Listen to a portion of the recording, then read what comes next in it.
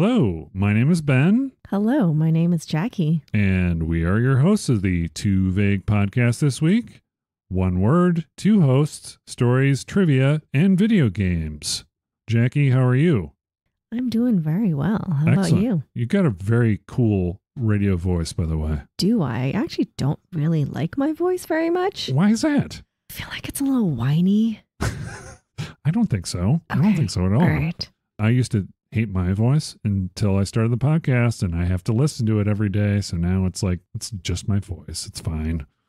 But you get used to it. Oh, uh-oh. Uh-oh, the cat's... No, don't worry about it. He's not going to jump on your face or anything. Looks like... He's like, I want to jump. Looks like he's waiting to pounce. No, okay, nope. No, okay. no. That was a scary look. He was very determined. Yeah. I think what he really wanted to do was jump on the back. He likes jumping on the back of these things. Oh, the back chair. Of the chair. Yeah, back of the poang.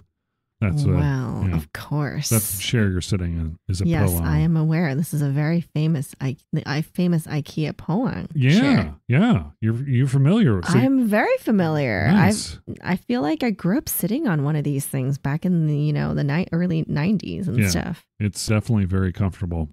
I'm a big IKEA fan. So oh yeah, yes, sensible pricing, good design. Exactly. What's sensible, not to love? Yeah. Furniture solutions. Yeah. And other interior decorating stuff.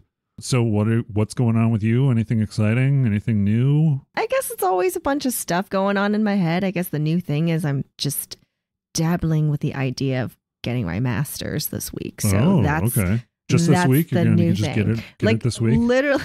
just in a week. Just in a week. Yes. I'm that smart. Yes. That's the new news in my brain for the week. Okay. So do you usually have things that just come into your brain and you ruminate over them for a week and then it just kind of rotates? Pretty much. Yeah.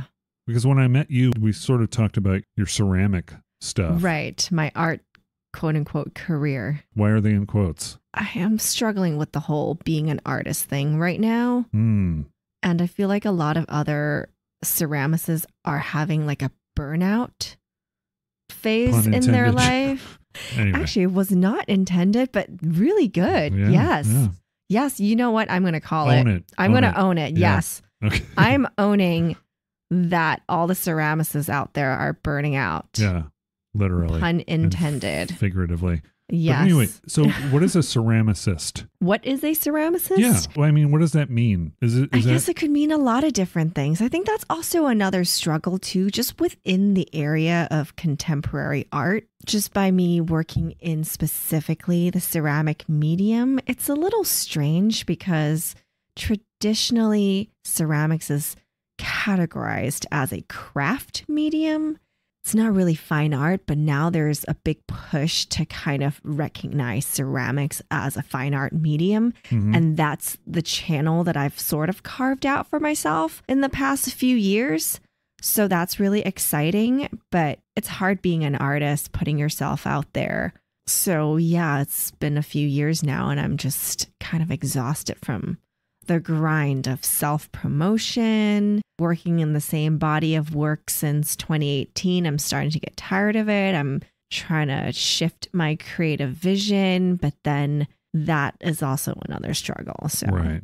Are you looking for new mediums or are you still trying to stay with ceramics, but find some sort of a new angle? All of the above. I think it's helpful to dabble in other mediums for fun. So right now I'm really getting into more tie-dyeing and sewing. Oh, okay. I was thinking like sculpture. You can kind of see the line between ceramics and sculpture. Well, most of my work are sculptures to begin with. So yeah, I'm figuring out also within the sculpture realm what to do. I love functional stuff, but really hard to just crank out the same thing every single day. Right. So I don't want to go that route. It's sort of similar to our word this week, which is the word trend. Are there trends in the art world that you try to follow or keep aware of? How does that work for the art world specifically? I would say I wouldn't want to follow any trends, but there are definitely trends in ceramics itself. And I guess I'm a little hesitant on following them because my entire career I worked as a fashion jewelry designer. So my job was to just like pick up on trends and sort of copy them for the brands out there. So I don't want to follow any trends in ceramic because I don't want to be copying other artists. And, you know, I want to respect their viewpoints, but it's really tough. You walk into like Anthropologie or Cost Plus World Market and there's a ton of ceramics that they sell for just dirt cheap. Right. And I know exactly which artists they're copying. And it's really hard to see that. But that was also my job in my previous life. So when you did that, did you consider yourself an artist or did you consider yourself something different? Because if you're copying, if you're just straight doing that, it's kind of like you're kind of at a point where you're like, I'm doing something that is creative, but not at the same time. Exactly. I would call that a design job. Okay. 100%. There's so little creativity in it, but it's still fun. It's still creative in comparison to being like a tax accountant or something. Right. Where I don't feel like you can be that creative. There's creative accounting. Trust me. There is creativity in design. But I mean, I understand what you were getting at. It's more of you're emulating whatever the trend is because it's popular. So the focus is more making the money on the thing. Wow, Ben, I love that you use the word emulating and made it sound it makes it sound so much better than copying. That was my job, copying. Not emulating. Okay. Well, But I might have to start using the word emulate now. Exactly. It's one of those things, as far as when you're talking to someone, you can use things that pitch it in a little way that makes it feel a little bit better to you. If you're emulating something, that's better than... Yeah. Or inspired by, but I mean, emulating is like you're taking something and you're trying to copy it, essentially. But it has a more gentle, admirational sense. Yeah, it's got a more positive slant to it than copy. Yes, I like tracing. I like that. So that's what's going on with you thinking about getting what is it? Master's, higher education. So a master's in fine arts or a master's in something? I'm looking at human computer interaction or user experience design. So one of those, boost up my credentials a little bit so that I can, slide on from being physical product designer to digital product designer. There's a little bit more focus on functionality in those digital. Totally. Whereas something like your ceramics or even products, there's a view component that seems to be more important. When I did jewelry or ceramics, it's more definitely focused on the aesthetics. I didn't really do any mugs or anything, but a big thing with, functional wear is you want to make sure the vessel holds water well. Right. But that's really the only main focus. So there's way more out there in the digital world. Oh, yeah. To dabble in for sure. Yeah. And a lot of creativity, I think we need to figure out how to express ourselves and not stay limited to the human. You know what I mean? Just like if we're going to make a world, let's make something really creative and out there. Something that doesn't duplicate life, the mundane nature of life. But anyway. We're not going to get negative on this show. No, we're not. Let's talk about the top 4 trending colors of 2024. Periwinkle. No, let's not. Let's not talk. Are you on the Pantone? Is this the Pantone list? No. Is there a Pantone list? Pantone publishes a color of the year every year. Ah. Pantone Color of the Year 2024. Yeah, what is the 2024? Actually, I don't remember. It is Peach Fuzz. I'm sorry, I just spat in your microphone. That's fine. Wait, is that for real? Is that that's what it says. Is this the Onion reporting this? No, it's not. 13-1023 Peach Fuzz. That's what it says. Oh my gosh, here. that's wow. I'm surprised they're doing another blushy peach color because I feel like in the last few years, like another peach fuzzy color was also color of the year. So this is sort of a repeat. Did Latrice pick them herself, the executive director of the Pantone Color Institute? I'm not, you know what? Actually, I never tried to figure out how they came out with this color of the year. I thought it's kind of like a trendy thing that in the color zeitgeist, they kind of just figured out, oh, this is a popular color. Motorola, togetherness at your fingertips. Apparently that's what Peach Fuzz is, sharing and kindness. What? That's what it says here. Yeah. What does Motorola have anything to do with this? Yeah, apparently they did a collaboration with Motorola. Okay. It says Cariyuma, Carriuma. Oh, Cariyuma? Oh, that's a brand. I think that's a shoe brand. Oh, Cariyuma. Okay. Yeah. See how in tune I am with stuff? Well, I feel like you're pretty in tune in other trendy things. I mean, in our other conversations, you mentioned like Juicy Couture tracksuits. Yes, Juicy Couture. And I'm thinking, wow, okay, Ben knows his fashion. I do not know my fashion. It was more for the sake of wondering why people would want the word juicy on their butt. Well, I don't understand that.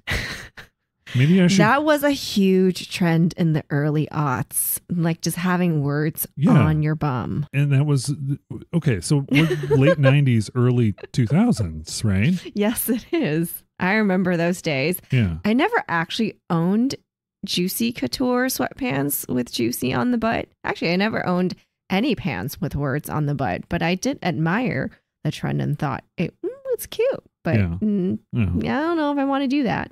Would you say it was cheeky? Yes, I would 100% say it was cheeky. I had a friend who went to Bakersfield High School. Their mascot was the Driller. What is the Driller? It's like a oil drilling. Oh, wow. Okay. Yeah, and that was their mascot. And they had sweatpants that said "Go Drillers" on the butt cheeks, which does not sound like it's a good idea to wear those, I don't think. That is so amusing. It's amusing, yeah. Still, it's like putting stuff on the butt cheeks.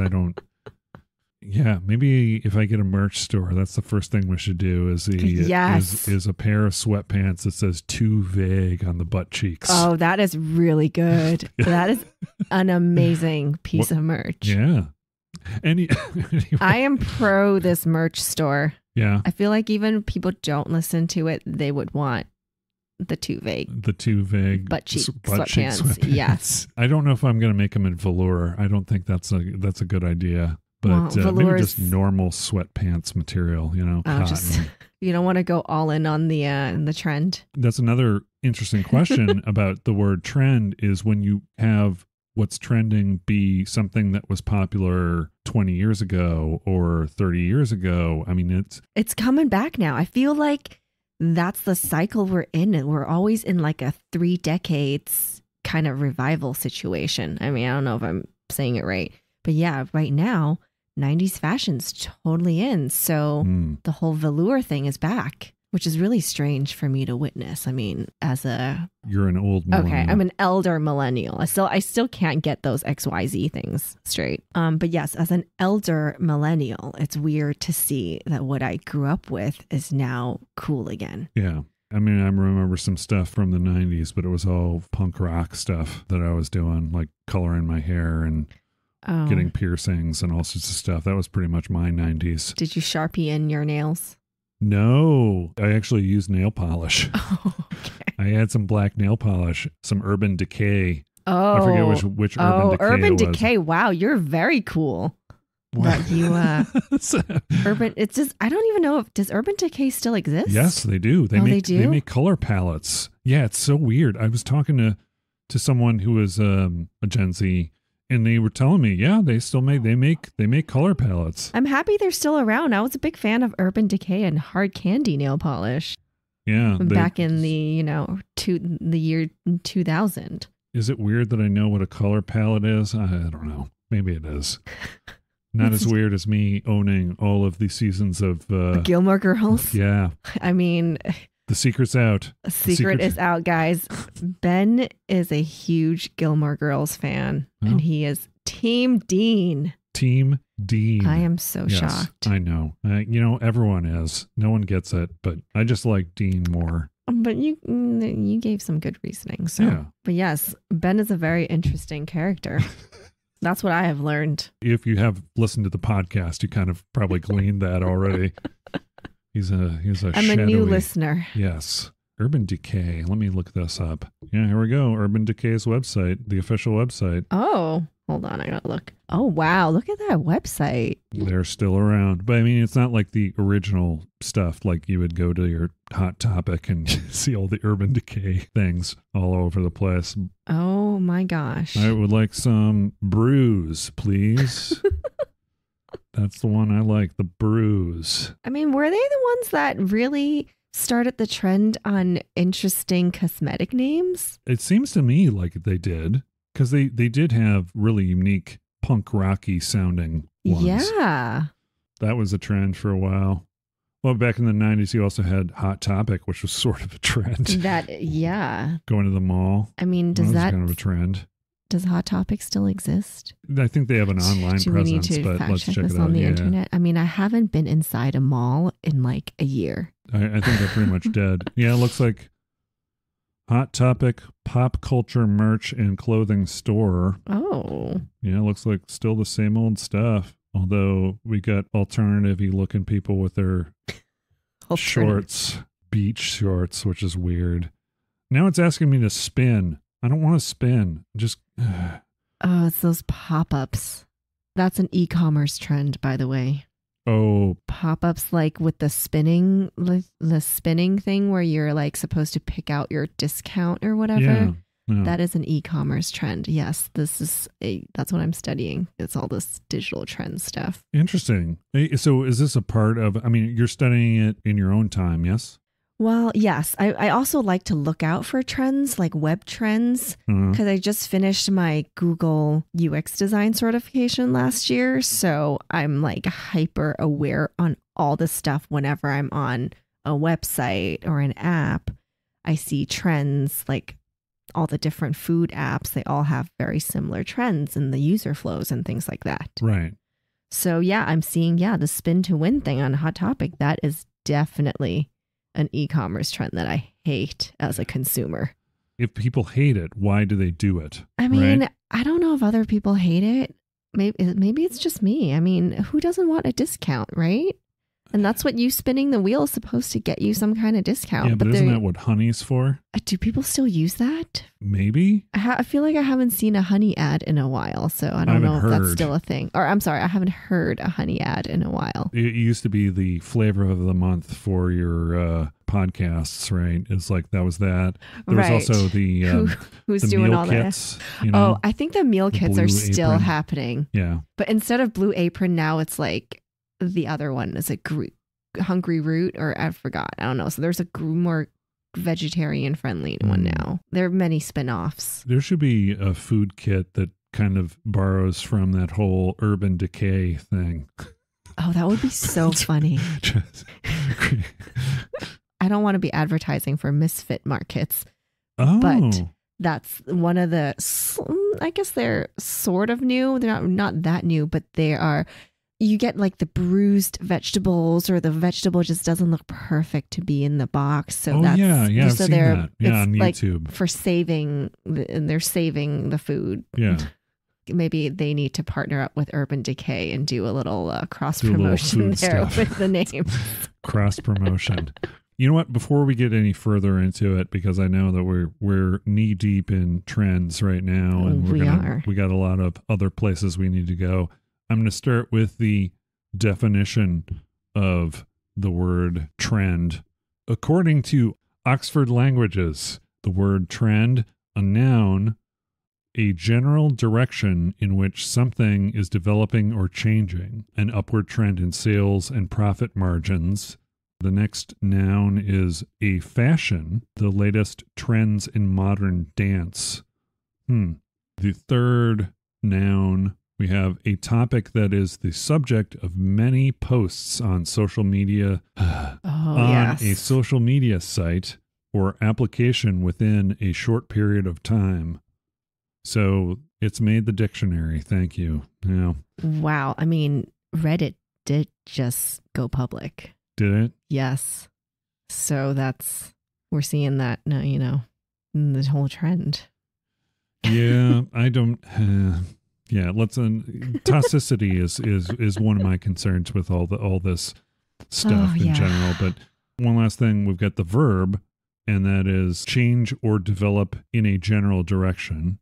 Also of a topic, be the subject of many posts on social media again, or applications within a short period of time. So that is trend. I mean, Ben, we can't escape the internet. No, we can't. Unfortunately. But I can be angry at it. I can be frustrated with it. I just don't want to participate in that toxicity. That toxic rhetoric. Yeah, I mean, agree. just in general, it's like, why hate? Why do that? If you had someone in front of you, half the stuff that is said in social media would not be said to someone face to face. I mean, really. And if you did, you would risk a reaction that probably you wouldn't like, 100%. Yeah. I get it. Yeah. But, nature of the beast, I have to put out my podcast. I have to tell people about it on some sort of platform. It's not like I hate them. If they're used for good, I'm all for it, because I've met some really cool people through Twitter and through social media. Yeah. So, same. Use over time. Wow. There's a lot on there. I use Google's, they have an Ngram viewer. If you're a Google person, I am a Google. Hello. I have a Google Pixel phone right here. The Ngram viewer is always fascinating to me, just to see how a word is used over time. Wow. In print. So it basically just started getting popular from the 1850s and then started increasing. And of course, now it's pretty high usage. The origin of trend, Old English trendan, to revolve or rotate, of Germanic origin. Compare with trundle. Trundle is a wheeled vehicle. Okay. With reference to a wheeled vehicle to move or cause to rotate.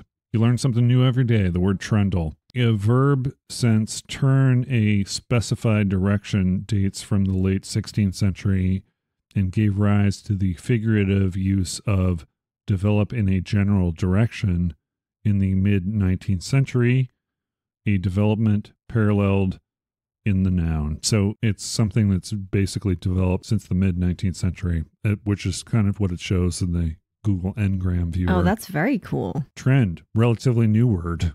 So right, less than 200 years old. So the word trend, when you came up with that, what were you thinking about?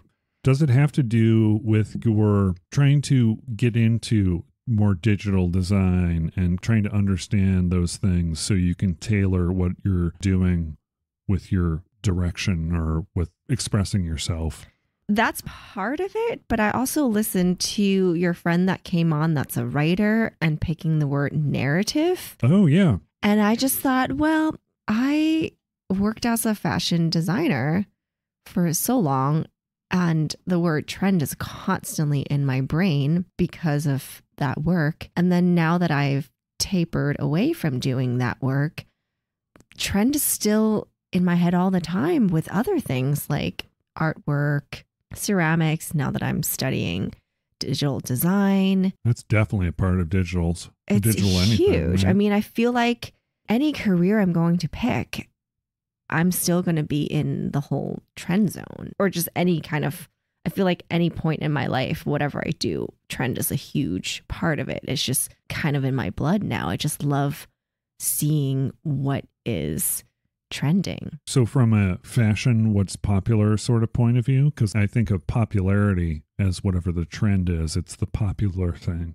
which in my youth was always a bad word. Popularity is a bad word for you? Not popularity necessarily, but anything that was the popular thing, I always wanted to do the opposite of that. I wanted, and then eventually that thing would become the popular thing, and then I would stop doing that and then do something else. Right. Yeah. Which is, I don't know, your youth, I wanted to be rebellious. Yes, you have a rebellious nature. It's funny that you brought up trend as popularity, because for me, I mean, this is like back in the early aughts when you worked in fashion, you have to watch all the fashion shows as they're happening, or back then, because it was not as internet focused, you would have to buy these books that they would publish every season on all the runway shows. Oh, wow. And you would have to look through all of these books to find the common thread between all the different brands that showed during Fashion Week. And so that was part of the art. That was part of my job, I guess. But yes. There is a certain perspective and a certain art to it, I would say. It's some of the things you might see as a commonality, someone else might not. You know what I mean? So that is true. So I would have to manually fish through all these books to see, oh, this season, how many designers use plaid? That's the trend this season, this fall. Plaid is in. Is it in? It's probably not. But it's funny because I feel like plaid is always in now. Plaid is universally in. It's universally in. Yeah. It's a comfort pattern. It is. I have a lot of plaid in my wardrobe. But you know what? With the internet now, there isn't really anything that's trendy. It's just, I feel like everything sort of goes. It's too fast. It's just, it's moved. Everything's moving so fast that there isn't really there aren't cycles anymore. Yeah. It's just, it's happening. So how has that impacted the fashion industry, or did you leave before that happened? Or were you in the fashion industry during that transition where things were shifting from reviewing books or videos of these fashion shows, and then now it's all social media done? I lived through all of it. I would say actually the beginning of my career, I would be flipping through books, and then it evolved into just looking on Vogue.com, seeing all the photos they publish. It's really strange how quickly it evolved the second the internet and social media started happening, because the influencers would be posting pictures of the fashion shows they go to. So years before, you would have to wait for these books to be published. And then now you just instantly go on your phone or online and you see Vogue publishing it online, or any other publication just giving you everything pretty much the same day. So that really changed a lot. Now, do you have seasons? Probably just coincidentally, you have seasons. You're definitely always going to have seasons, depending on which part of commerce you're working in.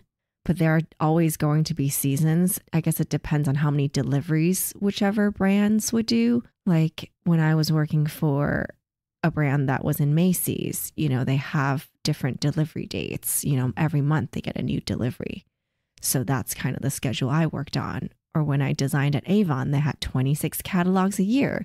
So that's kind of the flow I would design in. But a lot of brands now, like even the faster fashion brands now, they would have deliveries every single week. So that's 52 deliveries a year. So it really depends on the company you work for and the pace they want to follow. And they're smaller brands. I feel like I see, even just for my own website, for my ceramics, when I first started my e-commerce business, I would push myself to have updates every few months. Right. But that's even too stressful for a single person run business, because I do everything from R&D, making the product, photographing, putting it on the website. I'm the website person, the shipper, everything.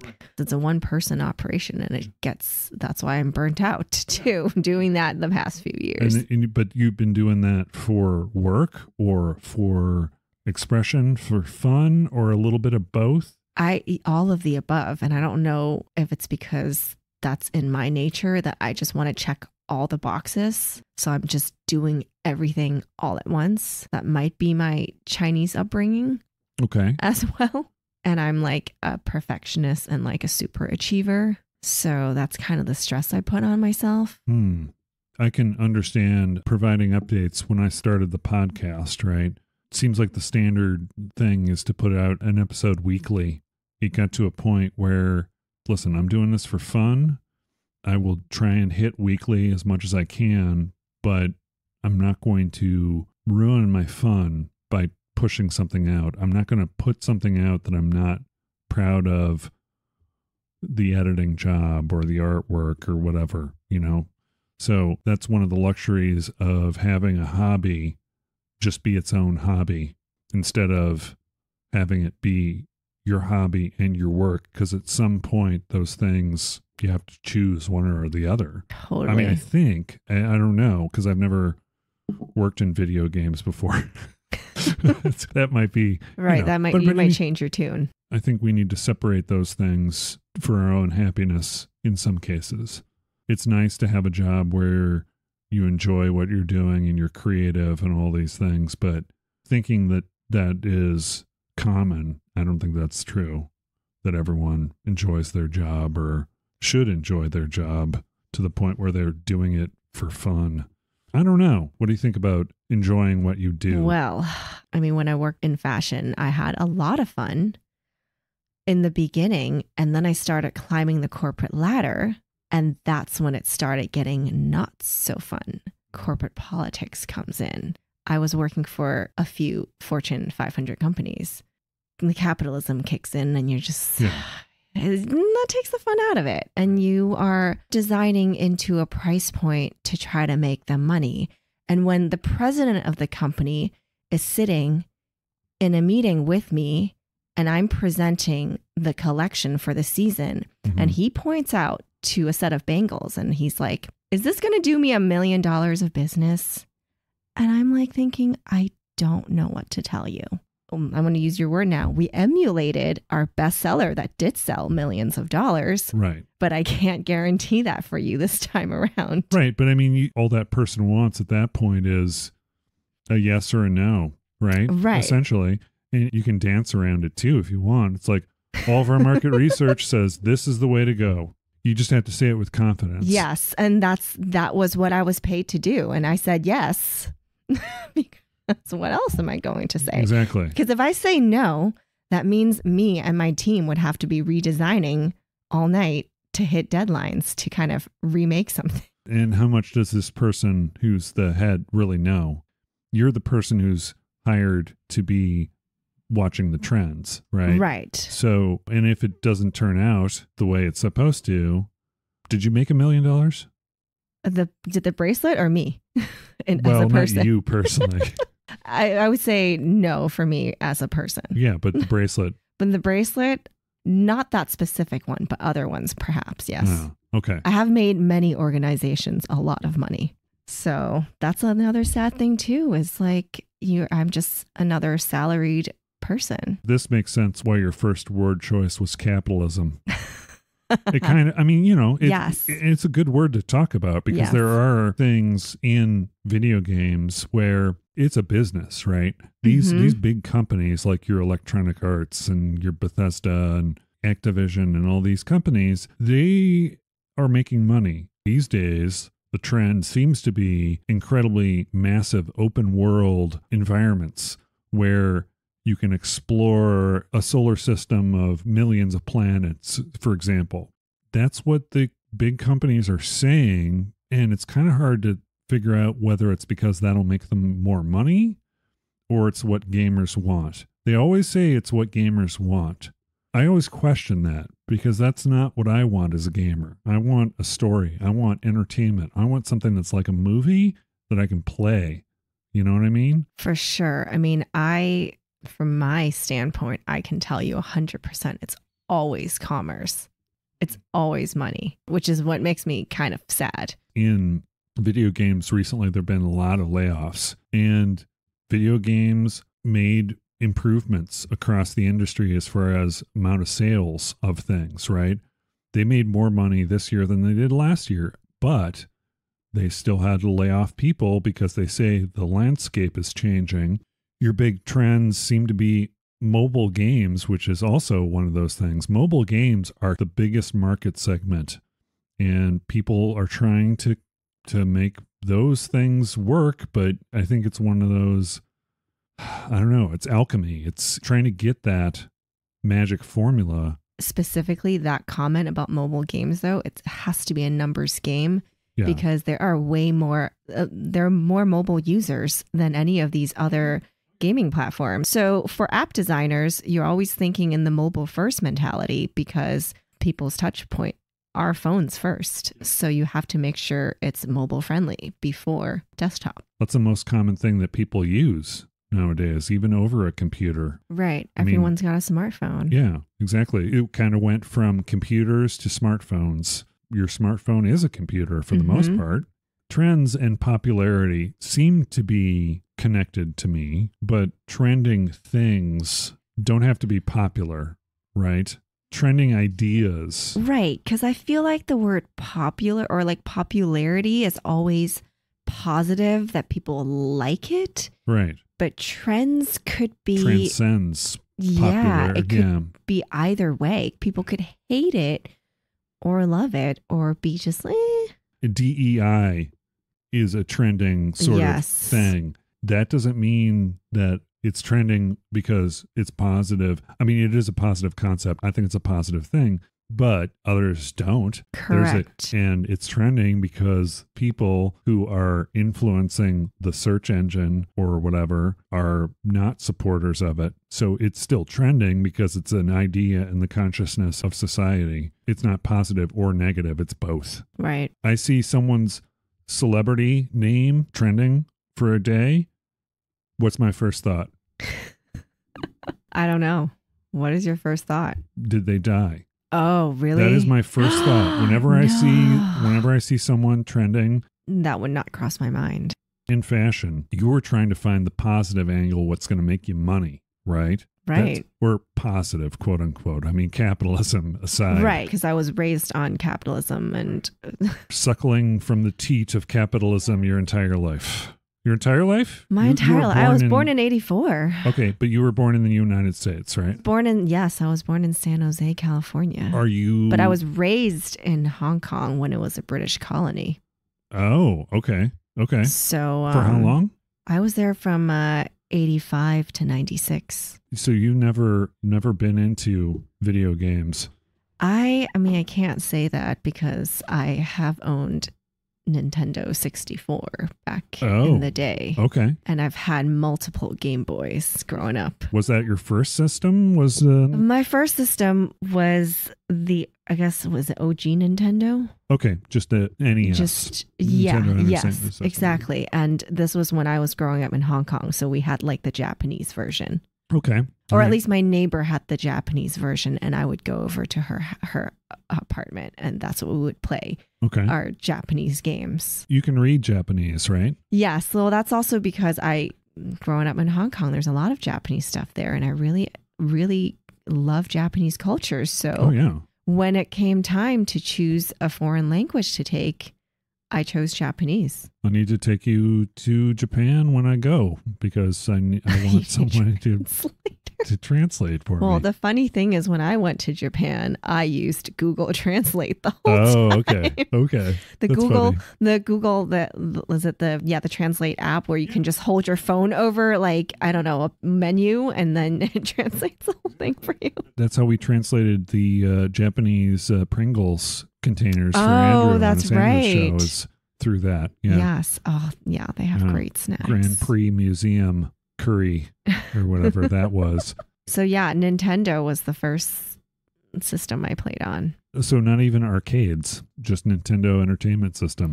Oh, I did have, you know what? I did go to the arcade a lot. Less so on games and more the Purikura sticker machines, I would say. Okay. Was the thing that my friend and I did a lot.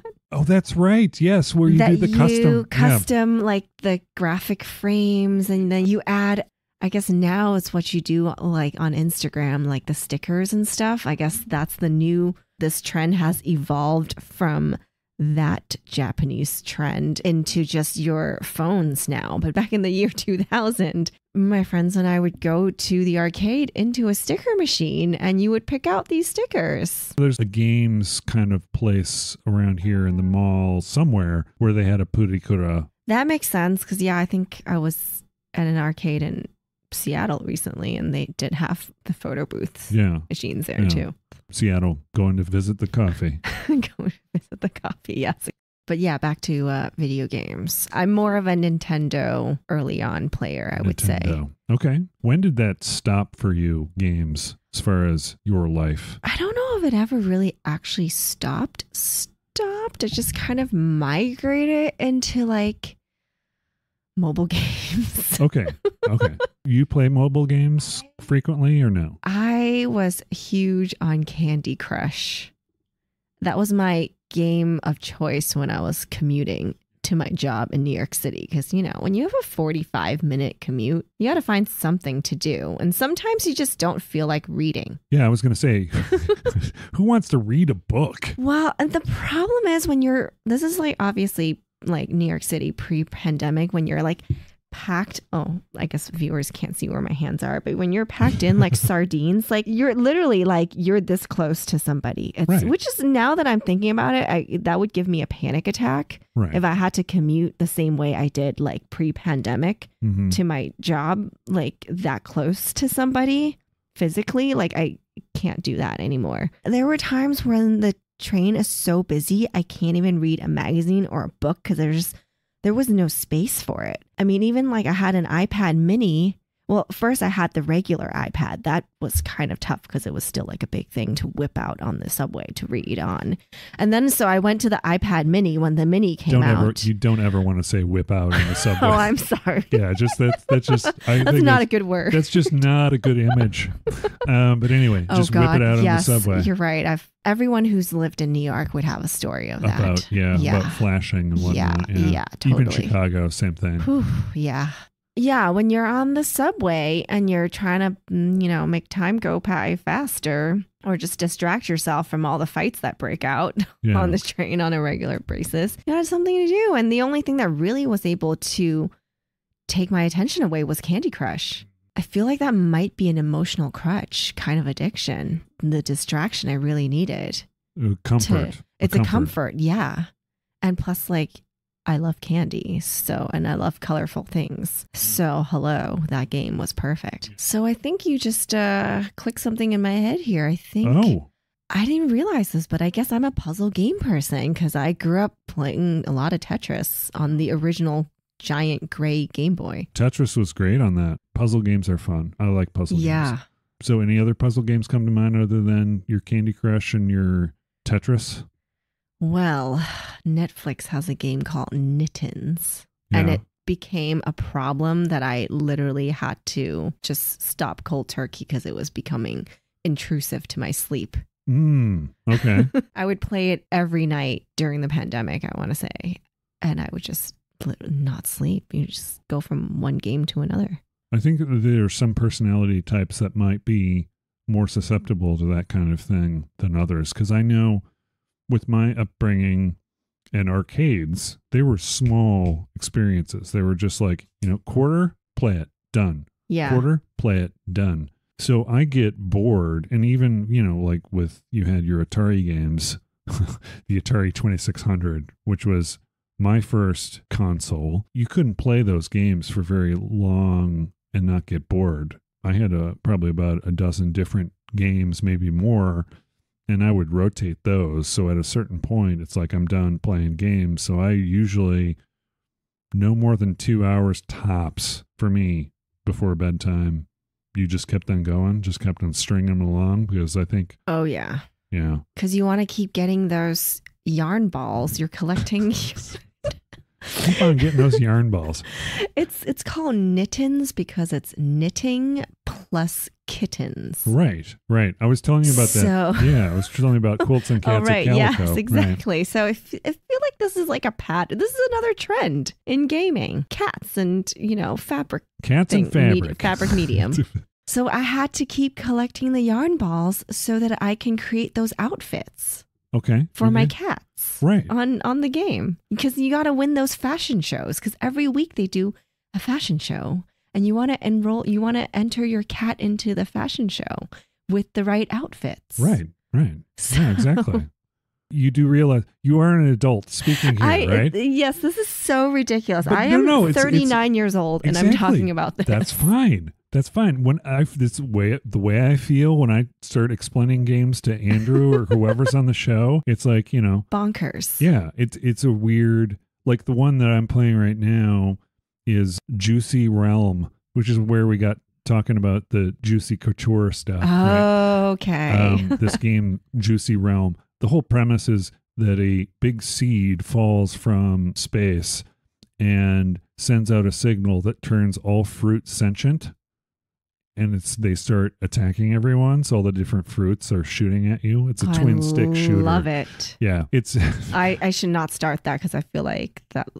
Wait, what system is that on? Well, I've got it on my PlayStation and I also have it on my Mac. You could probably get the version that's on your phone, but I don't see where you would have fun. I don't like twin stick shooters on mobile because you've got to use the screen. And it's like you cover pieces of the screen. Now, iOS will allow you to connect controllers to your phone by way of Bluetooth, but it's not the same. Not the same. You got to carry another thing. And yeah. I feel like Bluetooth is still not 100%, where the pairing part is kind of annoying sometimes. Yeah. Pair and unpair, pair and unpair. Yeah. Speaking of which, there are pairs in the juicy realm. Anyway, of course. One of your first enemies is the pair. Oh my gosh. And they kind of do this bullet hell sort of thing. I don't know if you're familiar with the genre of bullet hell. No, I'm not. They're also called shoot 'em up games. They're really big in like China and Japan. Patterns of bullets coming out from usually ships and things that you have to dodge and shoot them. The first game I played on Nintendo back in the early 90s is one of these games. And I really want to know, okay, maybe you can help solve this mystery. Okay. So my neighbor, a Japanese girl, she calls this game atuta. Atuta. Yes. Sounds like something that happens when you eat too many beans. We would play this game like every single day. And it's like 2 people play it. So there's like a pink spaceship and a blue spaceship. And it's really cute. It's like a little ball kind of thing. And it's like, yeah, it shoots out these bullet patterns and you have to dodge stuff and you have to shoot stuff. And that's the first Nintendo game I ever played that I was obsessed with. And I don't know what it is. I don't know if it still exists, but I don't know if that's the real name or that was just the name that she's given this game. I never figured it out. Actually, maybe I could even ask her now. As an adult, I guess I don't know why I never bothered to. Yeah, because video games was the last thing on your mind. That's why. I mean, it's probably. Like, it's not like it's. It's like why do I need to figure out this game from the 90s? Yeah, what does atuta mean? I have no idea. Those are just sounds. So it's not even a word. It's I don't think it's a word. Interesting. So maybe that's the name of someone. Maybe it's a name of I don't know, but it's a very cute shooting game that shoots out these bullet patterns.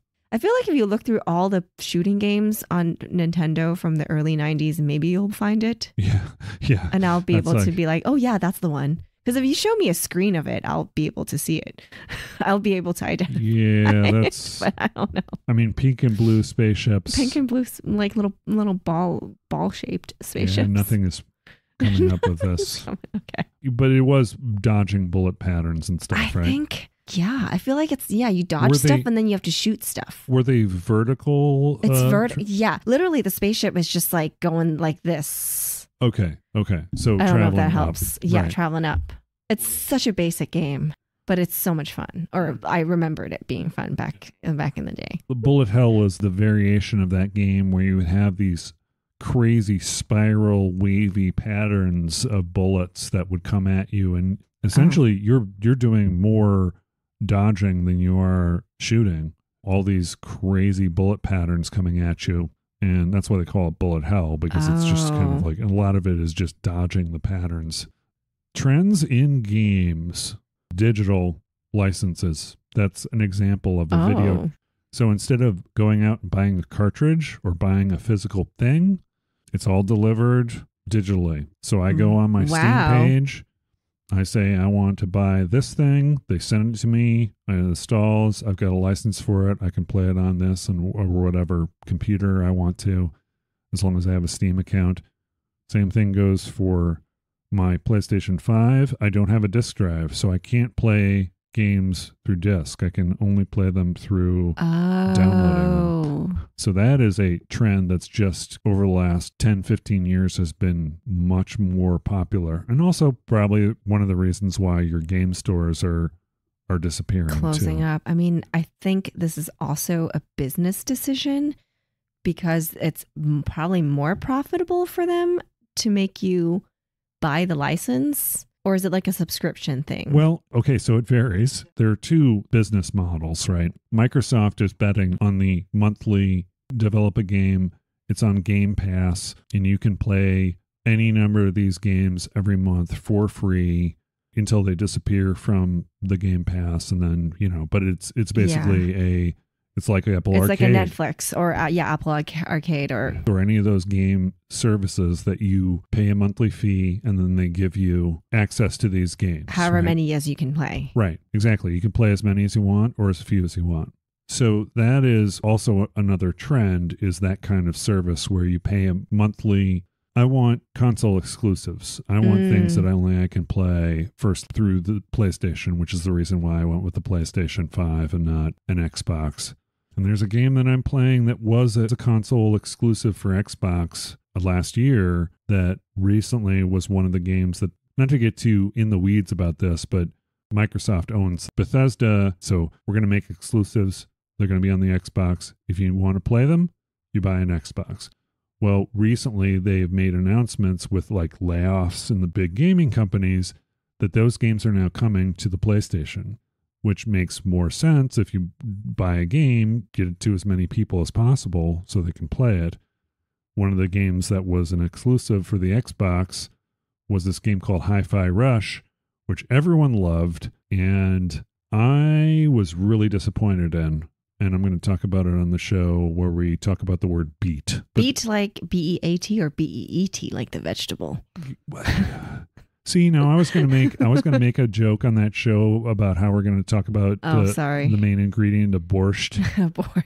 But my favorite soup, by the way. Yeah, it's one of my favorites. I am Lithuanian, so I am very familiar with beets and potatoes and all sorts of root vegetables. Yes. That's one of the trends. One of the game trends. Okay. And of course, there's virtual reality stuff. Like a lot of people have virtual reality headsets. Right. That's a trend that's going to keep on developing, I guess. There's virtual reality, which is a completely digital world, but then there's also AR, which is augmented reality. I'm still confused as what AR is, because all I can think of is like, was that the game that you catch Pokemons on your phone? Yes. That's the only thing I can think of. Right. Anything where it's a thing in your environment that you can see, like you can look through the camera and see that there's a Squirtle over there or whatever. I don't know. I don't know my Pokemon. That's an actual Pokemon. Yes. That is a Pokemon. Squirtle is a Pokemon. There's also the Meowth and there's the Jigglypuff. Or I don't know. Yes. I don't know them all. Okay. I've never caught them. Okay. And if I did, I will be vaccinated, so I don't catch them all. So you're saying there is an augmented reality trend with games? Yeah, it was more popular back in the day. You can build a structure like Legos or something. You can build it on your thing. You can put it in your environment and go, hey, there's the thing I built on my phone, but you can only see it through a screen. Like, let's say there's another thing where you can look through the phone and you see, hey, look at that. I've got all those seasons of Gilmore Girls DVDs. There's a little gnome that's walking around there by them. You can't see the little gnome, but if you look through the phone, you see the little gnome walking around. That's an augmented reality. Can you explain to me why that's so interesting in the game world? Because I don't understand it at all. It is creative. I don't quite understand myself. Yeah. I honestly don't understand virtual reality. It's more of a I would rather have an immersive experience that was a virtual reality that had to deal with me and my senses. There was a place that we used to go back in the early 90s. It was called Virtual World, where you sat in these cockpits. It was like mech battles and stuff that they had running on a Mac. These big things that had all sorts of lights and buttons, and that's the kind of immersive virtual experience I want. Something where I'm actually interacting with something physical. But yeah, the whole video thing, you're on a go-kart and you put on a headset and it's like you're riding a go-kart in Mario Kart or something. And, you know, like a big banana peel Right. appears in front of you and it slows down your go-kart or something, right?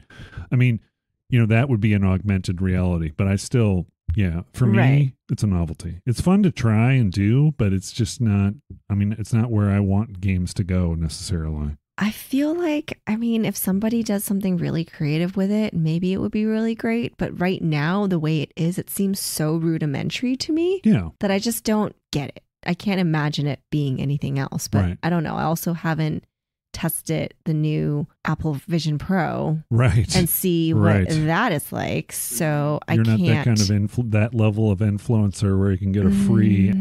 I am not. Yeah, I do have friends that work at Apple though, but I can get it at a discount. Right. but I don't think I want that because I don't know. I feel like I'm going to be really motion sick from having that thing on my head all day. Yeah. I mean, until the technology gets to be smaller, I don't see. I mean, why do things on a headset while you're walking? I mean, I understand saving money or saving time or whatever, but when you're walking, when you're doing something physical, it makes sense that you should observe your physical world. I mean, why wouldn't you want to do that? Maybe it's a comfort thing. Maybe it's something like you on the subway with your Candy Crush. Maybe that's it. Maybe it's something like it's more comfortable to interact with computers and a screen than it is with people or your environment. That's a really good point. I actually never thought about it that way, but that's not in the marketing material with Apple. That's not their selling point. No, it's not. Their selling point is the integration between real life and tech. Right. The synergy and bringing everyone actually closer together, even though it scares me, like with the whole like deep fake situation with like a FaceTime call while you're wearing it. That really creeped me out. But anyway. Yeah. Another trend that they expect will grow tremendously in 2024 is what they call generative AI in gaming. This is an article I'm reading in Forbes.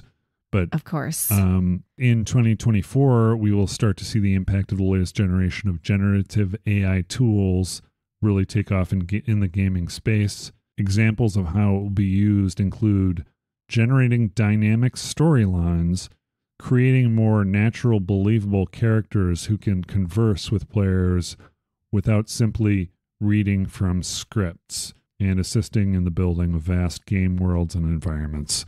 Now, can AIs relate to humans on an emotional level? Do we want that? It's a big world that you can explore from the comfort of your couch or wherever. You would interact with these synthetic beings that really don't have emotions necessarily. Like this person, maybe they twitch their eye when they say one thing, right? And you kind of get an idea that maybe that makes them more uncomfortable or whatever. How is an AI going to come up with that kind of nuance? I think it can, because the learning algorithm, I'm going to play devil's advocate here. I mean, please. A human person. Wait a second, a human person? A human person. Okay. A human person as a baby human learn by experiencing things around them and pick up on things and evolve as a human in their brains that way. Well, that's one of the ways. That's okay. Right? Because they also they experience. It's not like they're doing this on their own. They're receiving parental guidance. They're receiving other stimulus that is family oriented, not just the environment. But yes, so continue. Yes, so that's a good point, though. Yes, it's the nurturing and what they've learned from their environment and their parents, their guidance and whatnot. Can't you? It's still somewhat of a vacuum in a way when you think about it. So isn't it the same in the AI world when you're training your model using all of these factors as well, and instead of a human brain, it's a processor. Right. So I feel like maybe now you're seeing it thinking, oh, I don't know if I want to interact with this. But once that learning of the processor or whatever model evolves and become really complex, Yeah. then what is really the difference between a human brain and the computer brain in that sense? And that is when we disappear from this planet. That's when humans are gone. Any alien coming down that would look at what's going on with people and the way they interact and all the hatred and all this stuff, I couldn't possibly see them thinking that we were worth saving. I mean, sometimes. And that's exactly why if you asked me if I believe in aliens, I would say yes. Why haven't we seen them yet? Because we're too dumb. They don't want to reveal. Exactly. Like you said, like we're not worth saving. We're that far gone. Oh, they won't last another millennium. We'll let them burn on their own. Right. I don't want to. It's not a scary thing. It can be exciting. What I'm saying, it is exciting. Don't get me wrong. I think AI is an amazing field and it's really an interesting concept. My thought, though, is how do you teach emotion? How do you teach feelings? It's really not something. I mean, how do you program that? You can't really even program that into games unless you have actors doing the human nuance things that they do. Now, given time, yes, they'll evolve to a point. It might take a while. They can simulate a human. That's where the deep fake stuff gets really scary. But I think right now, AI is suited for tasks like cutting down time as far as testing in games, testing loads. If you want to have these large worlds, you're going to have server loads that are going to go insane.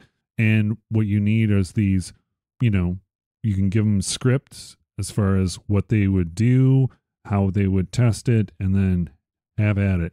AIs analytically make total sense to me, but just something about an emotional AI, it's coming at some point. Yeah. And that's what's required for art, for something to mean something, be it writing a text or a script. It's got to have some sort of a feeling, and that is something that a human writer right now can give to it. And I don't think even a computer that's fed all the great works of Shakespeare and all that, until there are algorithms that will allow them to simulate feelings or write a certain way when they feel a certain way, we're not going to have believable stories from AIs. Not right now. Maybe that's being done on purpose. Maybe they want to stoke that sort of fear in AIs and say, see what happens? This is what happens. And then they can go back to coal and oil. It's the lobbying group. We're going back to politics. But yes, exactly. I see what you're saying. That's not what I don't want to go into politics, but yes, it's like, it's one of those things where you show them this thing that's scary, right? And then you say, okay, well, we should do it the old way because that's the way we've always done it and it's always worked and it's fine. And by the time I pass away, the earth's not my problem anymore, or what's happening is not my problem anymore. Trends can be scary. Yeah. Yeah. But it's an interesting observation within the video game world. I mean, it's like, I don't know if I want that. I don't know if I want that yet.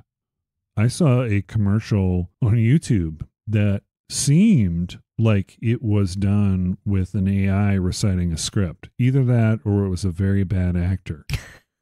Because it was saying words in a human-like way, but the way it strung them together was off. Was it kind of like robotic kind of feel? It felt robotic. Wow. The person sounded 100% human, like it was an actual human saying it, reading it from a script. Yeah. But the vocal intonations did not seem natural. You're in tune with the Google. You're my Google contact now, right? Everything I do is Google. I'm 100% in the Google ecosystem. Yes, I am. Yes, ecosystem. My entire home is decked out in Google. It's completely Googleized. Everything. Every single piece of hardware. I've got a You Googly. Remember the?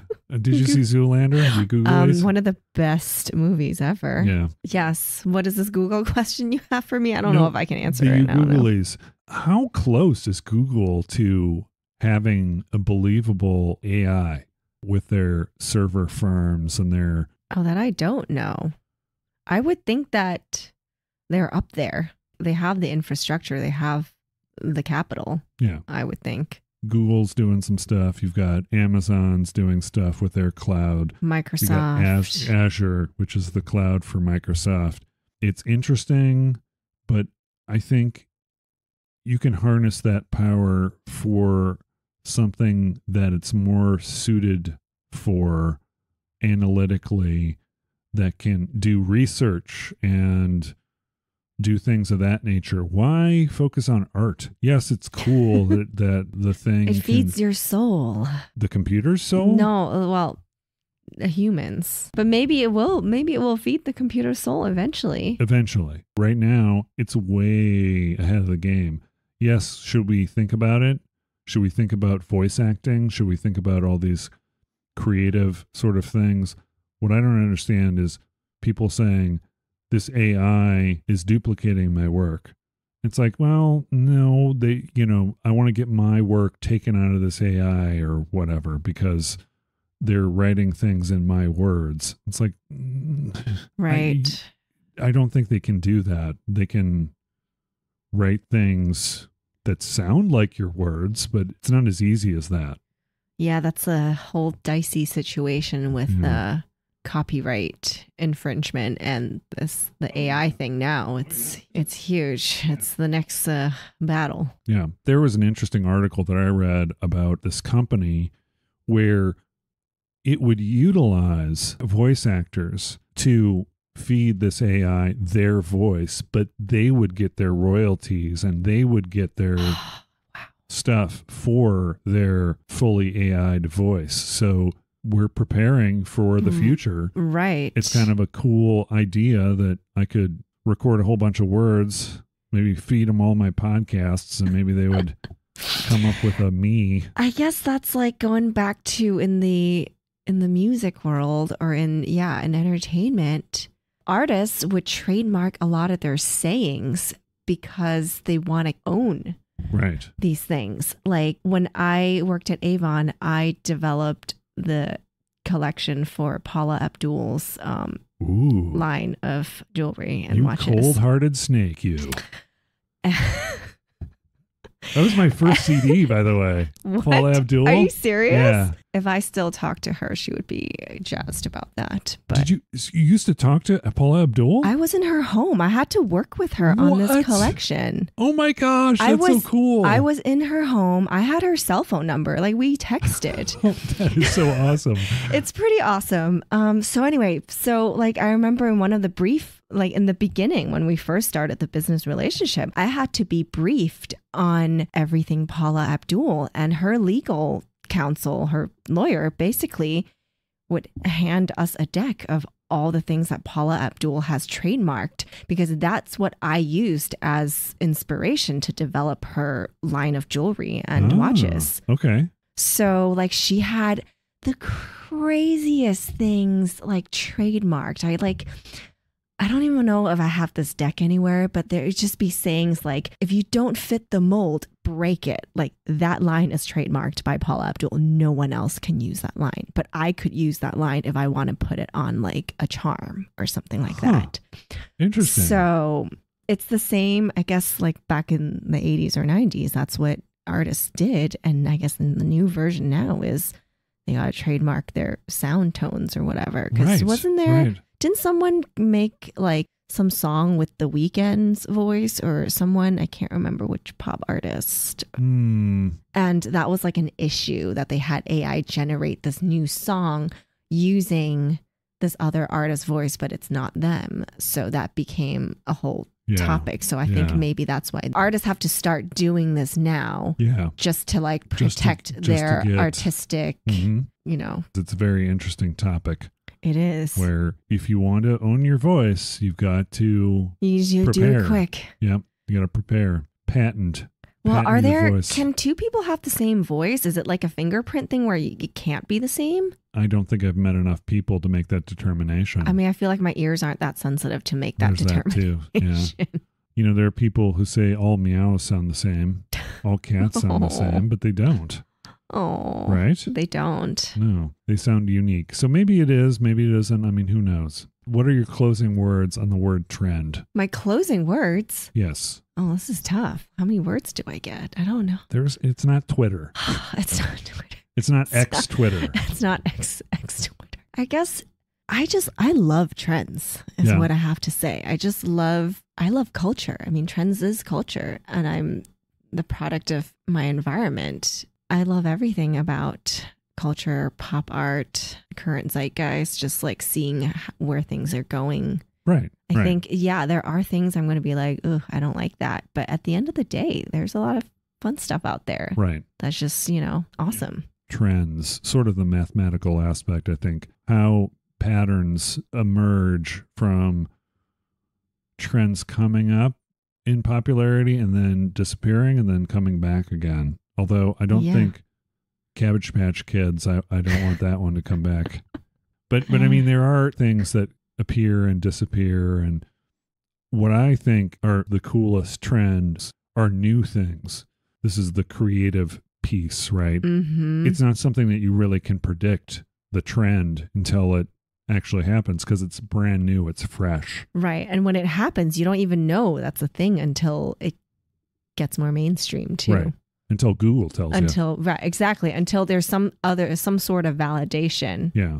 That's the interesting thing about artistry, being an artist, quote unquote, and making money at the same time, or trying to, or I think if you can make money with what you are creating and enjoying your creations and things, do it.